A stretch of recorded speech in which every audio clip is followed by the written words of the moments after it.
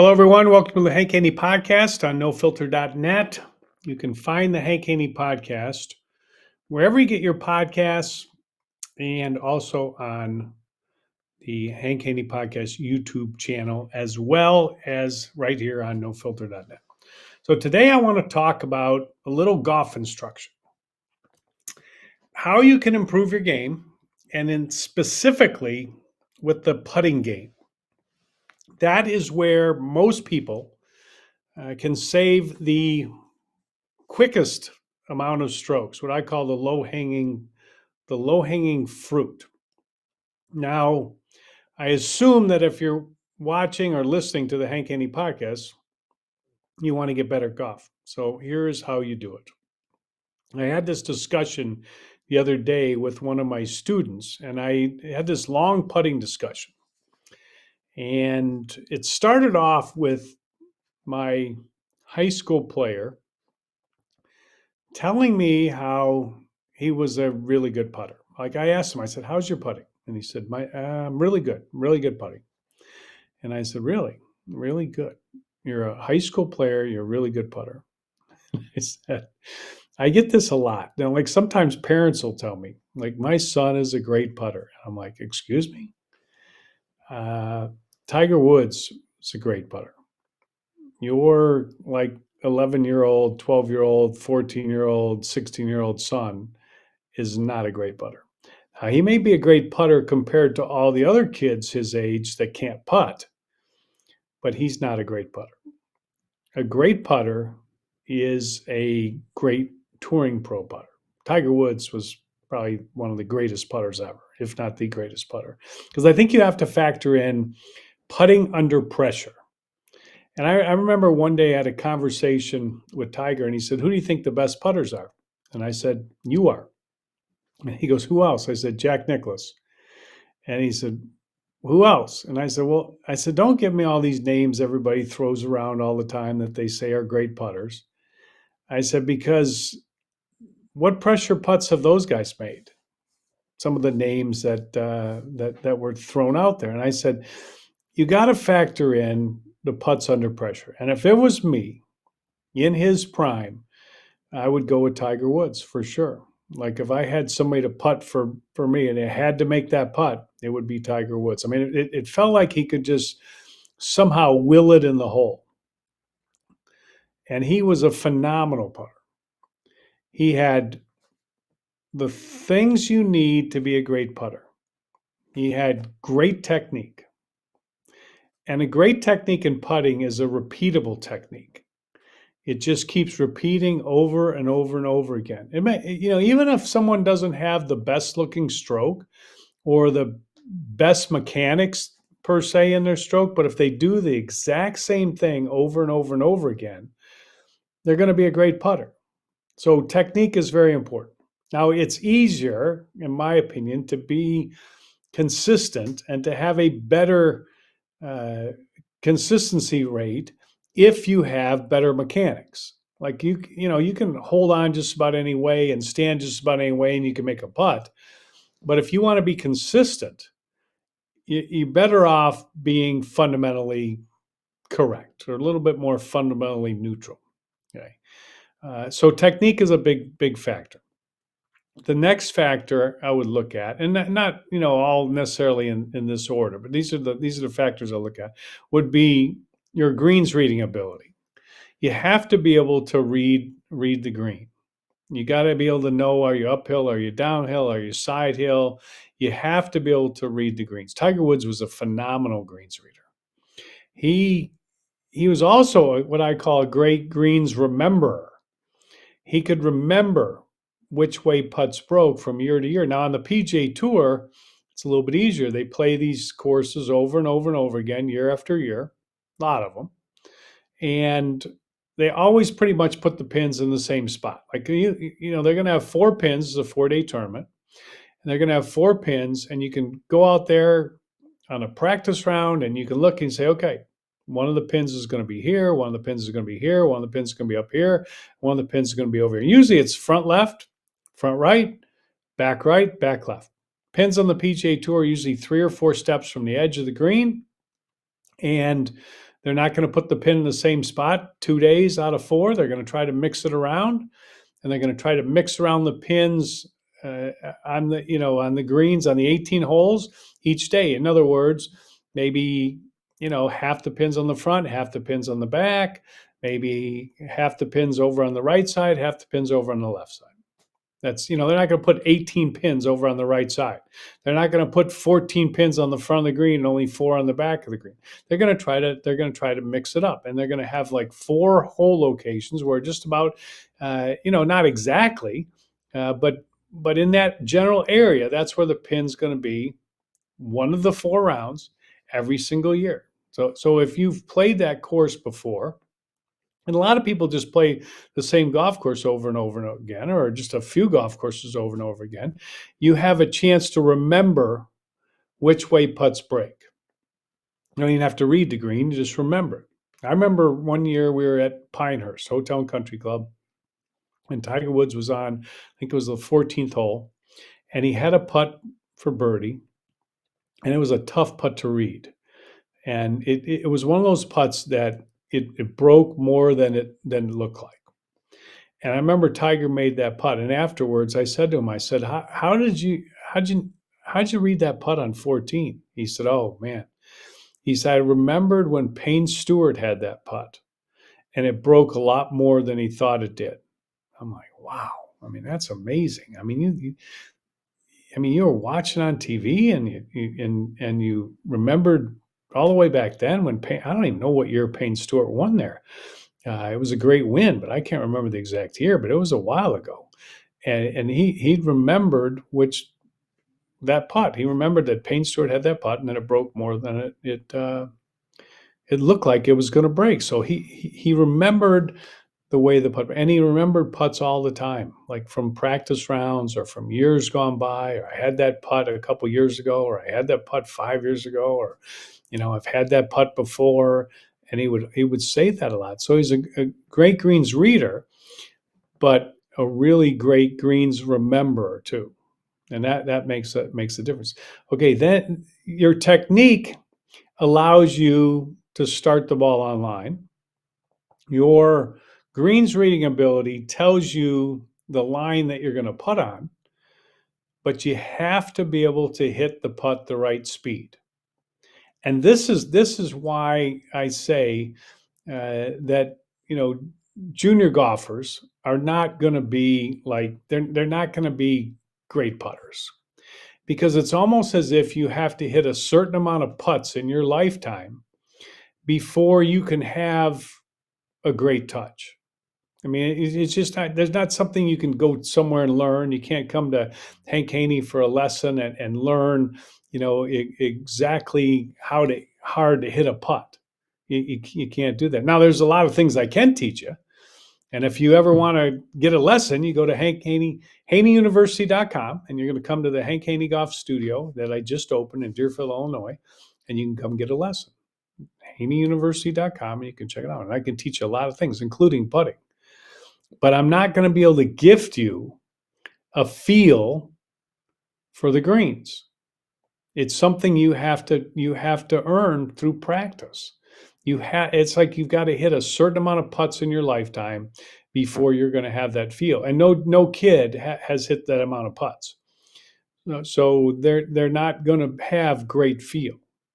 Now, reading the greens better, knowing you're uphill, knowing you're downhill, that's going to definitely help you. Paying attention to what other players are doing when they're on the green is going to help you with your feel, but it's not going to guarantee that you've got great feel. You have to get that through practice. So talking about these different areas that you have to get better at in order to improve your putting, I want to go through each area. Okay, technique wise, when you analyze your stroke, you want to look at your ability to start the ball on a specific line. And that's going to boil down to really a couple things. It's going to boil down to your aim. It's going to boil down to the path of your swing. And it's going to boil down to the club face and which way the club face is pointed at address. So if you don't have to necessarily aim straight, a lot of pros don't aim straight. I remember years and years ago, I was at the Byron Nelson one year in Dallas, and they had a brand new putter that just came out. It's called the Seymour putter. This is the putter that Payne Stewart used, and the whole pitch on the Seymour putter was that it would help you line up. And I'll never forget the tour rep who was there. He's given me this pitch on the putting green. He said, this putter helps you line up. And our tests show that 95% or something, 90%, I forget what it was. It was a high percentage, 85%, whatever. It's a high percentage of pros don't line up perfectly straight. And I thought to myself, wow. I said, now, what does that tell you? I mean, if 90% of the pros don't line up perfectly straight and they're the best putters in the world, that must mean that aiming is overrated. Because if it was the most important thing, I mean, the best putters in the world aren't aiming exactly straight. But you know what they do?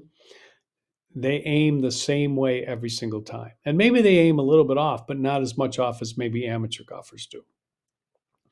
As long as you do the same thing every time. So some people aim to the right, maybe 1 degree, and pull it 1 degree to the left, and they do it consistently. They can putt good. Aim 1 degree to the left, push it to the right, but they do it consistently. They can putt good. So aiming is important, but the most important thing is consistency and being able to start the ball on the correct line.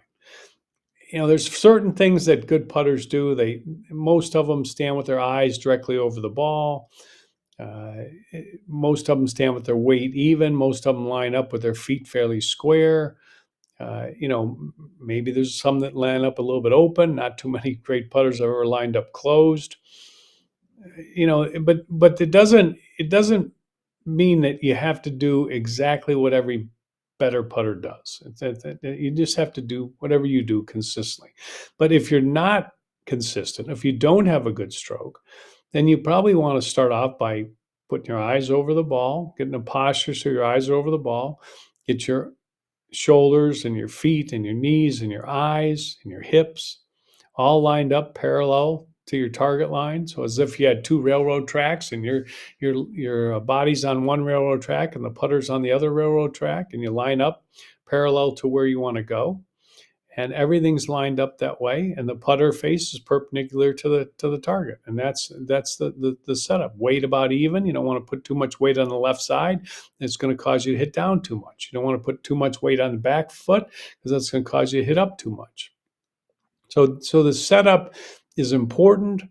The grip is important, but look at all the different grips on the PGA Tour. There's so many different grips. I mean, the claw grip, the saw grip, the pencil grip, different ways they put their hands on the club, left hand low, right hand low. I mean, it's just, a split grip, long putter, short putter. I mean, there's so many different ways to do it, but you have to be consistent.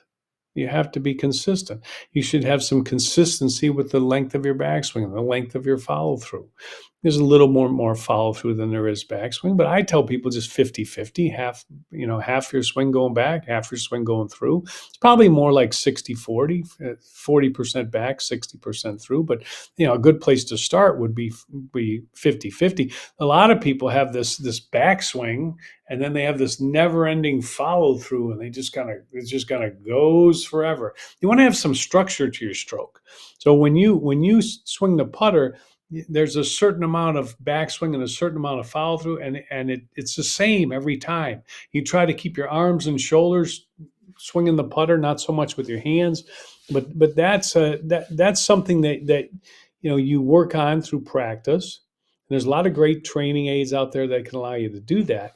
But when I was talking about the putting with my student the other day, one of the big things that I said to him was, I said, you've got to focus more on the speed of your putts. You've got to focus on the speed. Your speed, I'll have people hit putts and their speed is so far off.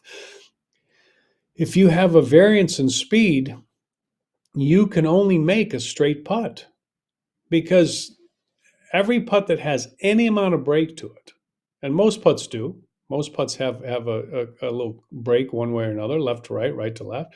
Most putts have a break. You can't read the putt if you don't know how hard you're going to hit. I've always gotten the biggest kick out of caddies.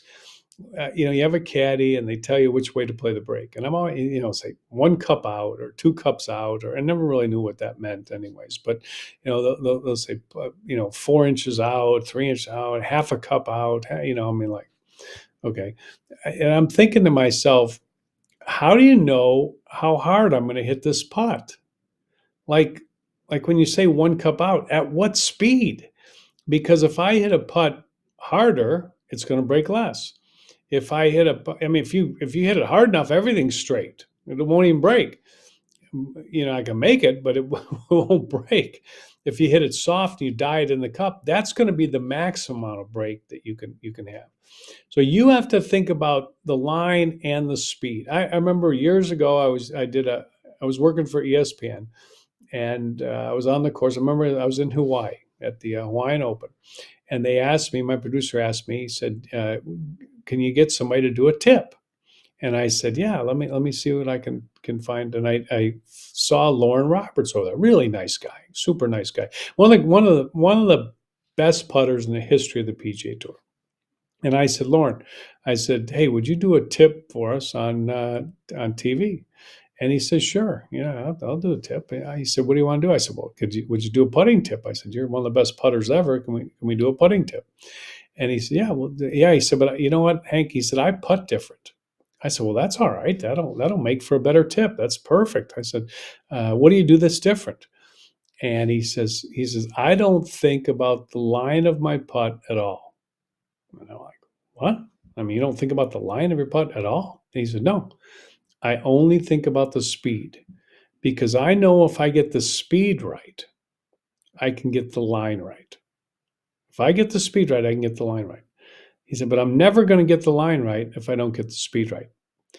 And it's one of those thoughts, or one of those ideas that has stuck with me over the years, and I just find it to be true all the time. Amateur golfers are way, way, way, way, way too consumed with the line of their putt, and they're not enough consumed about the speed of their putt. You got to hit the ball the right distance. If you don't hit the ball the right distance, you're never going to get the right line.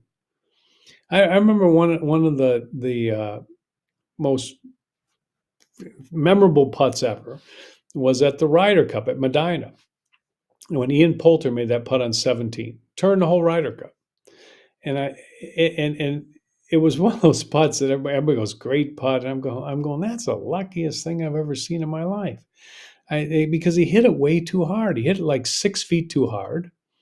And when he hit it 6 feet too hard, it hit the back of the cup and went in. Well, in order to make a putt like that, where you hit it 6 feet too hard, you had to pick the wrong line or start the putt off on the wrong line. Because if putt had break to it, so if he was going to start that putt off, 3 feet outside the hole and die it in the cup, which you're trying to do from long distance, you're just trying to roll it to the cup. If he was trying to do that, and he ended up starting that putt, like a foot outside the hole, but hit it too hard and it ended up making it. Well, what that tells you right there is that that's lucky. That's lucky. He didn't plan on that. He didn't say, hey, it's this putt should break 3 feet, lagging it into the hole. But what I'm going to do is I'm going to only play 1 foot of break, and I'm going to ram the heck out of it, and it's going to hit the back of the cup and it's going to go up. And that's just luck. That's just luck. He started it on the wrong line. He hit it at the wrong speed, and the hole got in the way, and it went in the cup. It happens. It happens. But if you're going to make the most amount of putts you can make, you got to pick the right line and you got to pick the right speed. In order to do that, you have to be great at controlling your speed. Now, the tests show, back in the day, Dave Peltz did some incredible putting tests. And what he did was he rolled a ball with a machine. With a machine, it's just a trough that he set a ball down on, and rolled it from 10 feet on a putting green. freshly mowed, nobody'd walked on it. So it's a your green's not going to be that good at the end of the day. But this is a green he used, and he rolled his putt from 10 feet, and he rolled the ball just to the cup, and he made 50% of his putts. Can you imagine that? 50% with a machine rolling it to the hole. As he picked up the speed, it started making 60%, 70%. So he's going like, 8 inches by, 10 inches by, 12 inches by. And the percent kept going up. And it went, 60, 70, 80, 90, like 92%, something like that. When he rolled it, like 16, I think it was 16 to 18 inches by, and the percentage went way up. And then as it started rolling farther than that by, the percentage started going down pretty quickly, because now putts started lipping out, and they wouldn't go in. And when the putt got more than 6 feet by, it wouldn't go in even if it was dead center. So he found out the optimum speed that you should roll the putt. So it was like 16 inches by the cup. The problem is that most people are not good at controlling their speed. So if you can't control your speed very well, 16 inches can turn into 46 inches in a heartbeat. And at 46 inches, you got a good chance of three putt. And remember, there are three keys to better golf. Number one, eliminating penalty shots. Number two, eliminating what I call two chips, two pitches, two sand shots. Whenever you get in close proximity to the green, you got to get that ball in the green in one shot. And then the third key is eliminating three putts. Three putts are a killer. You got to eliminate three. So the best way not to three putt is roll the ball the right speed. You'll never be off as much on your line as you are on your speed. Don't be consumed with the line of the putt. Be consumed with the distance of the putt. Hit the putt the right speed, and you will putt better. But it's easier said than done. How do you hit it the right speed? Well, you have a repeating technique. What that means is that when you hit the putt, you hit the ball in the center of the club face. Because if you hit off the toe or you hit off the heel, your ball's not going to go as far. And when the ball doesn't go as far, you're going to automatically hit it harder the next time. You got the same length putt. I left the last one short. You're going to hit it harder.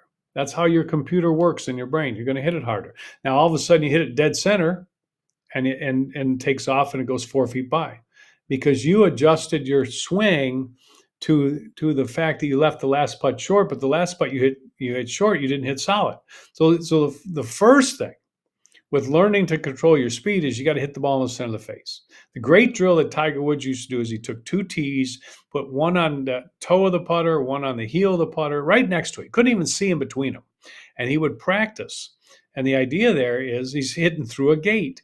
And if you hit the inside tee, you'd hit off the toe of the club. If you hit the outside tee, you'd hit off the heel of the club. But if you swing in between that gate, you're going to hit the ball in the center of the face. Now you've got consistent feedback, and you can start to judge how big of a stroke you make. Now, the next thing is the length and speed of your stroke. And that's practice. It's practice. But one thing I see people doing when they take practice strokes, and I think practice strokes are important, when they take practice strokes, they'll take this little bitty practice stroke and they got a 50-foot putt. And they take a little soft practice stroke. I'm like, you just took a practice stroke to hit the putt 10 feet, but you got a 50-foot putt. Take a practice stroke like the distance you're trying to hit. And if you do that, at least you got some way to calibrate.